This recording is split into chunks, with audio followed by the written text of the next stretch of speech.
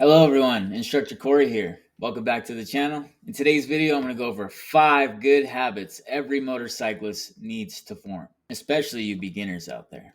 Now, one of the very first things you can do to set yourself up for success is get yourself a good starting motorcycle. A lot of beginners out there try to bite off more than they can chew, start on a big, heavy, powerful motorcycle. This can make the learning process that much more difficult because the margin for error is much smaller on a big, powerful, heavy motorcycle. If you start on a smaller and lighter model, then your margin for error is much larger. You have more room to make mistakes, learn, and grow into the bike as you develop your fundamentals and skills.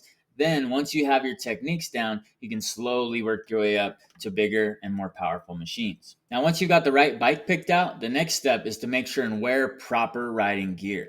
You don't want to go out in just a sweatshirt, pair of jeans, tennis shoes, and a backwards baseball cap. If you get into an accident, you're not going to have a very good chance of walking away uninjured, if alive.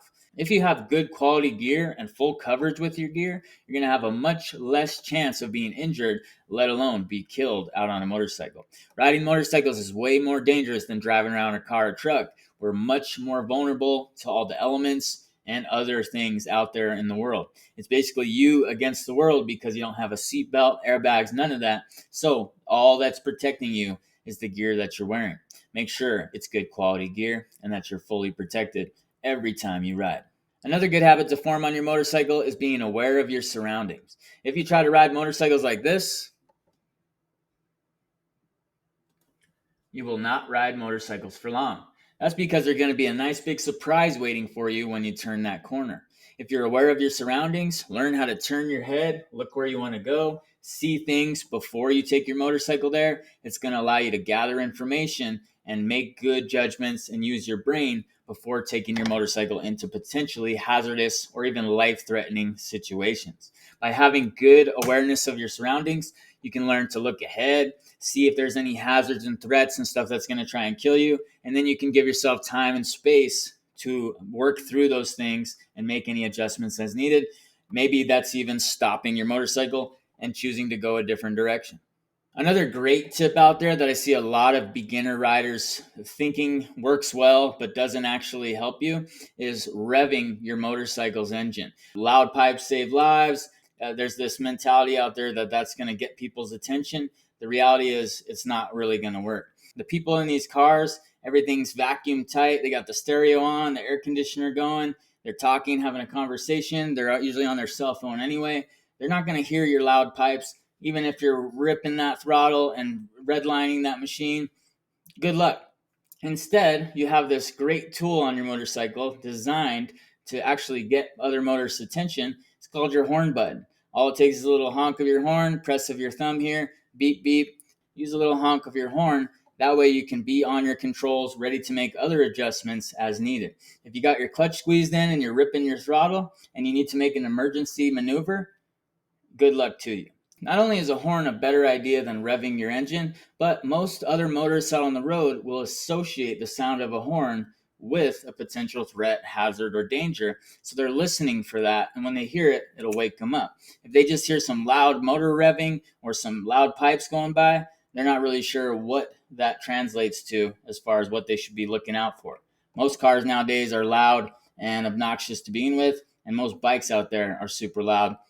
That's not going to give the driver or other motorists any sort of clarity about what message you're trying to convey. Another really good riding habit that every motorcyclist needs to form is not target fixating on things on the road. In other words, you want to focus on where you want to go with your motorcycle. A good way to think about this, and one that I convey to my students, is point your nose where you want to go. If I want to make a U-turn and go behind me, this is what my head turn looks like. Right? I'm pointing my nose all the way back over my shoulder, looking, pointing where I want to go. It'll help me get there before I even move the motorcycle.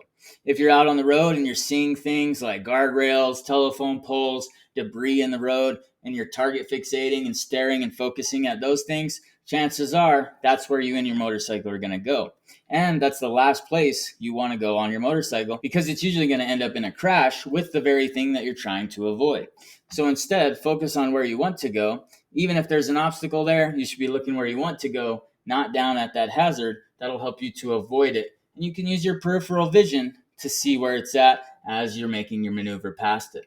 And another really great habit to form on your motorcycle, especially if you're a beginner just working your way up to the highways, is to pick one side or the other of the lane that you're traveling in. This will help give you a greater line of sight to see past the vehicles in front of you, see what's coming up ahead. Is there a bunch of traffic, vehicles slowing down?